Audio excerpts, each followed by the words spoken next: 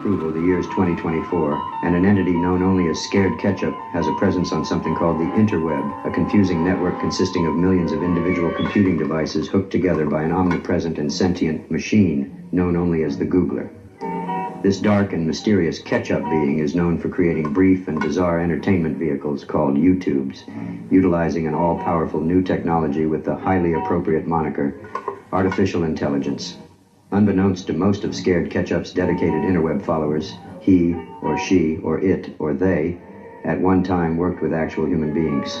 Here now is a small taste of that. Fishing the ocean for 8 years, it would be back to nearly 100% frequency. So we have to get all the countries on board. Yeah, that means for impossible. 8 years all the fishing would starve. And not to mention, fish is the primary source of protein for like the majority of the planet. We are wiping out, it's 100 million sharks a year we're killing. Just sharks. That is so many animals. Possession of a consumable hemp product up to 180 days in jail and a fine not more than $2,000. SB 5 was just filed in Texas for the special session. We're going to give you the details right now. SB 5 is no different than SB 3 other than some slightly changed wording. For the most part, it's exactly the same, and it is a complete ban bill for the hemp industry. You cannot manufacture a product that contains anything other than CBD and CBG, by the way. This chapter does not apply to research on hemp conducted by a medical school, a hospital, or institution of higher education. So if THC is harming people and has no medicinal benefit, why are they allowing people to study it medically? That doesn't make any sense, and total hypocrites as usual from the politicians. The owner of a location which consumable hemp products are sold shall annually pay the department a registration fee of $20,000 for each location. Please call your senators and representatives and let them know that SB 5 support will not be tolerated, and we will vote people out of office who choose to support this bill in this special session.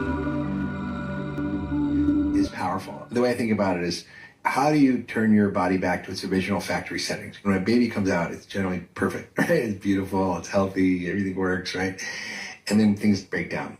But imagine it like if your computer is not working or it's on the fritz and then I just had to reboot my computer. How do you do that with your body? Mm-hmm. And that's really what this dietary change that I call the 10-day detox diet is about. It's about really putting your body back to its original factory settings.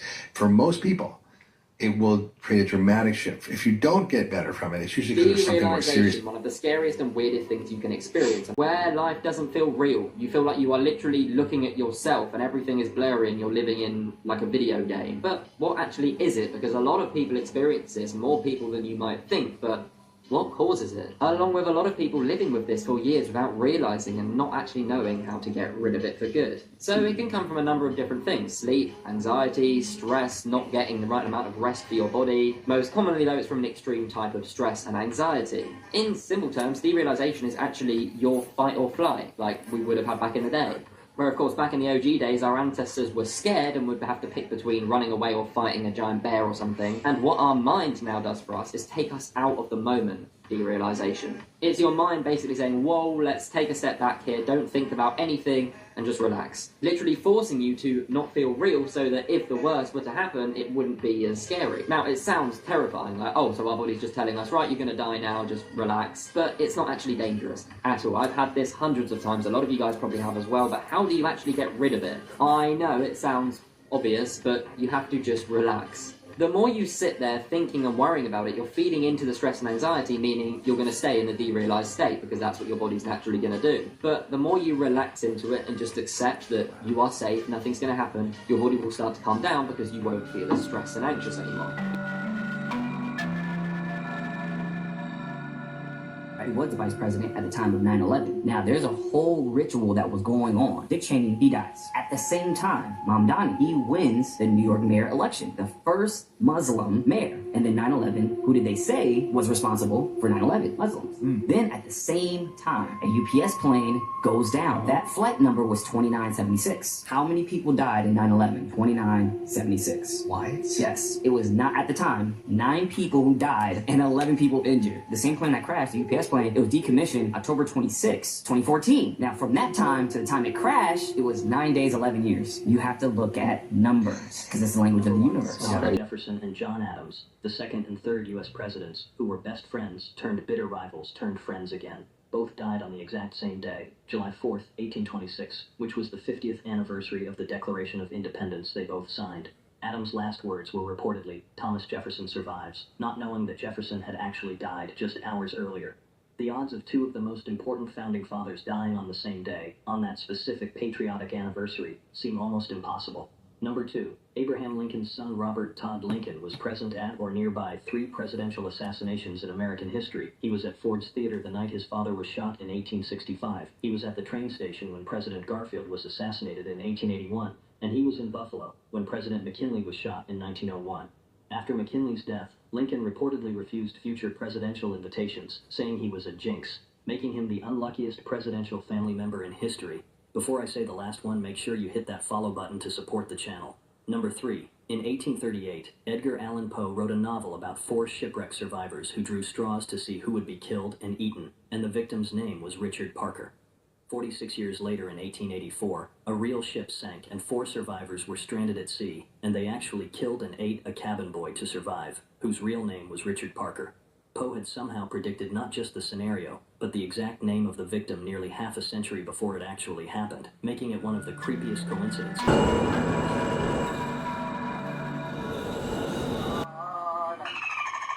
Revolution, start revolution.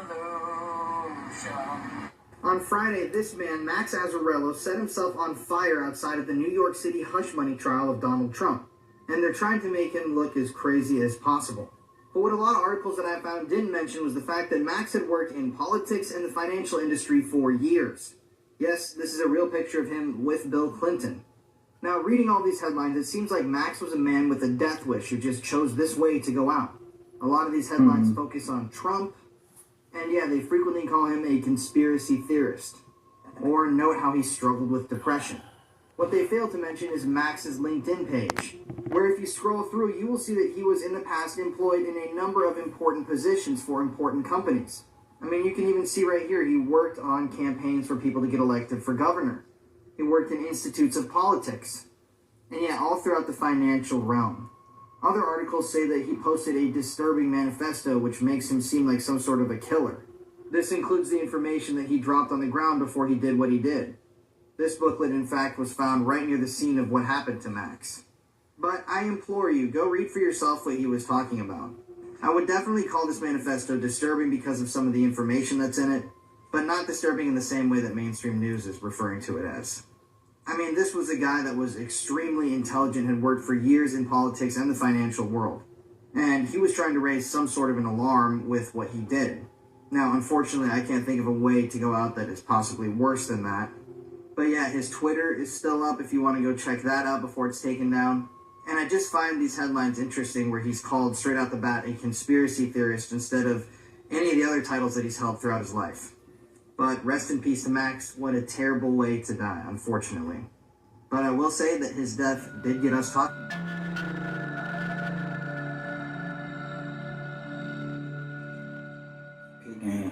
Here's the truth no one talks about. Intelligence can ruin your life. Definitely. Not because you're wrong, but because you see too much. Double-edged sword. You notice the fake smiles. You hear the lies under their compliments. You see the cracks in the system, the flaws in people, and the games they play to survive. You outgrow conversations. You can't enjoy the party. Because your brain's analyzing the why behind every word spoken. And that ruins the magic. Facts. Most people get to live in blissful ignorance. You're cursed with clarity. And here's the twisted part. The smarter you are, the lonelier it gets. Because surface level doesn't stimulate you. And real depth, that scares people away. Right. So what do? You pretend, you shrink, you play dumb to fit in. But deep down you know, this world wasn't built for people like you. It was built to reward those who don't ask why. So if you feel out of place, you're not broken.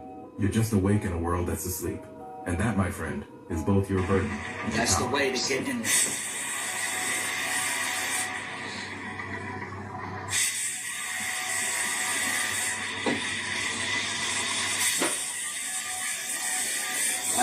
We about to talk about it. We're about to talk about it, bro. I'm gonna get to one part.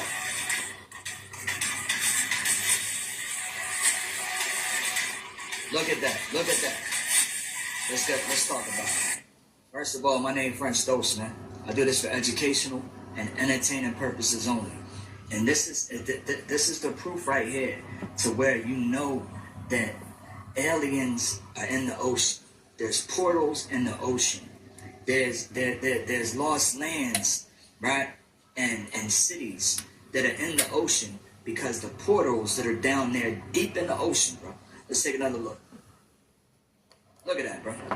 How did that get there? How did that get there, man? Let's take another look. Bro, that looks like a hallway somewhere. The aliens that can breathe underwater, right? Or wherever they come from and however this works. They was living out here. The dead internet theory claims most of the internet you see today isn't made by humans anymore. Think about it. Every comment section, every post, every trending topic, there's a portion of the internet where it's not people talking, but bots talking to other bots, creating this illusion of a busy, living internet. According to the theory, sometime in the mid-2010s, the internet quietly died. Not literally, but socially. Real people got burnt out, stopped posting and commenting as much, and in the background, bots filled the gaps. So bots make the post, reply to each other, boost engagement, boost hashtags. The bots pretend to be angry, excited, offended, etc. just to keep the engagement machine running. And here's the weird part. You might think you're arguing with a stranger, but you might be arguing with a bot. And platforms won't tell you because a dead internet isn't profitable. But an internet that looks alive is profitable. So the theory says that the internet you scroll today is basically one giant AI-generated simulation designed to keep you watching, clicking, buying, reacting. And if all that sounds crazy, just look around for comment sections that reply instantly, accounts with no real photos, viral posts that feel too perfectly engineered, trends that appear out of nowhere, and conversations that continue even if no one's there. The dead internet theory doesn't mean humans are gone. It's saying humans are outnumbered. There will come a time when there will be more AI bots than humans on the planet, and it might be happening sooner than you think. And eventually, we might not be able to tell the difference.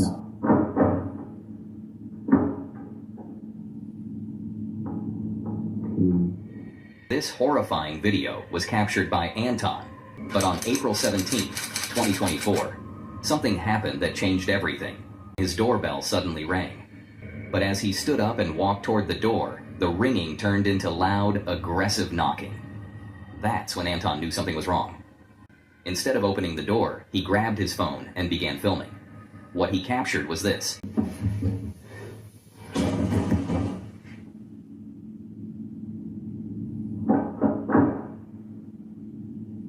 Open the door. Please, open the door.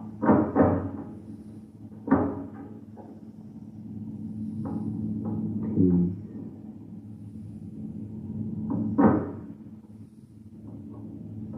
Please, open the door.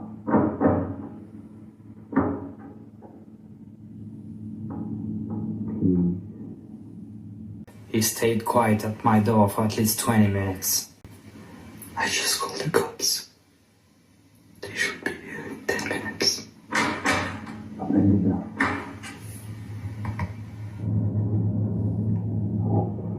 The police finally arrived. Let us go. You sit up there, please. Let's go. Put up. Let's go. And brought him in for questioning. Anton finally felt a sense of relief. But then, he got a phone call from the police. Have a listen. Yes, hello, Mr. Waka. Yeah, hello? So we proceed to arrest the individual who followed you to your home, but he has no criminal record and he has committed no offense. So I wanted to inform you that he has been released. Anton turned to TikTok, hoping to warn others and show the world what really happened. His message was clear. There are people out there with dangerous intentions, even today.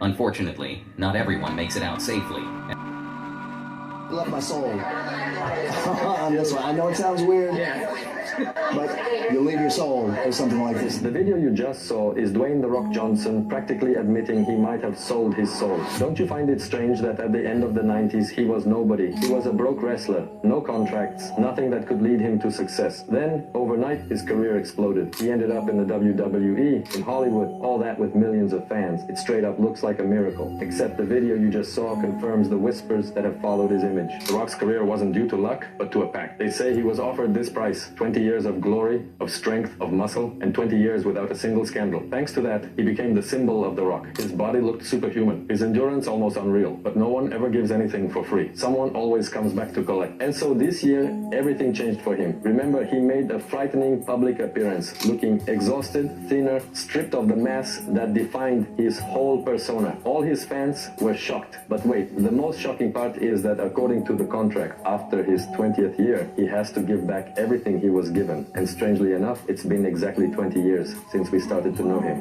With these, so might as well just keep the momentum going. This one might get some people mad because I don't think a lot of people are ready to come to terms with the fact that professional sports are rigged and a lot of reptilians play in professional sports. And this is one of them, Shy, I don't know his name. But as you can see, his eyes shift. He's kind of having a wonky second there with him, and then boom, little shifteroonie. So yeah, they play professional sports to keep us distracted and consuming. We've seen on numerous different occasions. Doesn't matter where, doesn't matter when. If she's disrespected, she rebuttals. Another thing about Nikki is the fact that her personality, everybody loves it. One of those rare few occasions we're able to see somebody be their authentic self, but we also see the dark side of it. Now, her personality is not normal, but what you're about to see is a glitch, which makes you wonder, why does it actually look like a malfunction, as if she's not real? Fans, like, I gotta, like... What, Hot 100? Top 100. I know, what do you mean? Like, get the whole album in the top 100. I've been there. The fuck?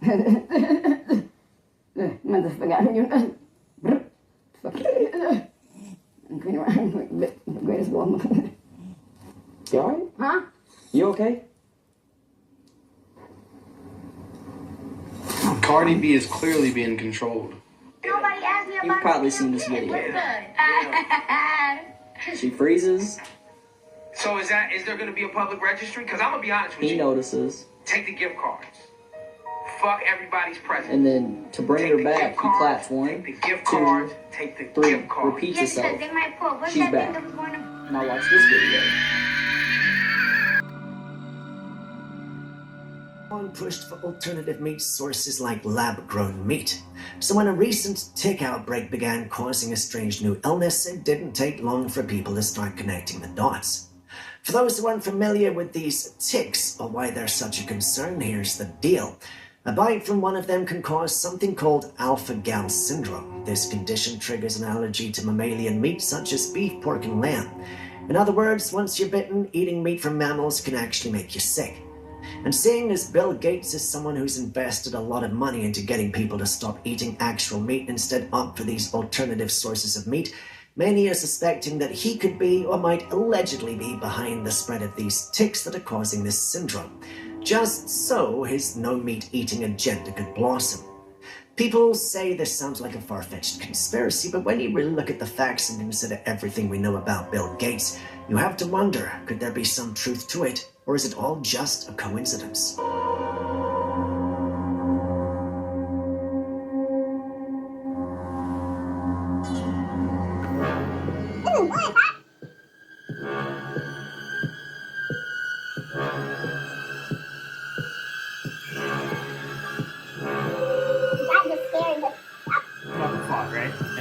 Freaking out about the amount of fog that's going around. Not only nationwide, worldwide. Well, apparently, in the 50s, our government ran this experiment called Operation Sea Spray. In 1950, the U.S. Navy's secret biological warfare experiment in which Seriata marcescens and another bacteria were sprayed over the San Francisco Bay Area in California in order to determine how vulnerable a city like San Francisco might be to a bioweapon attack. They killed 1 American and put 10 more in the hospital. This bacteria affects the gut, the respiratory issues, and the urinary tract. Now, the person who died had a pre-existing thing, and so they were trying to say, like, none of this is confirmed. But then the military confirmed in a Senate hearing that this is actually an experiment that they did. And so they weren't held liable for anything because you can't definitively correlate the introduction of the bacteria to, like, that's definitely what got this person. Yeah. But it is beyond doubt admitted that they put bacteria in the air to test if the entire San Francisco region was susceptible to a biological warfare. Eu cheguei! É isso! É o fim! Olha atrás de mim! A parede do domo! Não é teoria! A Terra é plana! Olha o tamanho disso. Não tem como sair, não tem como quebrar. É literalmente a prova da existência do domo. O Sol, a Lua, tudo tá aqui dentro. É isso, rapaziada. Não tem mais o que esconder. A verdade veio à tona. A Terra é plana e é rodeada por um domo fechado.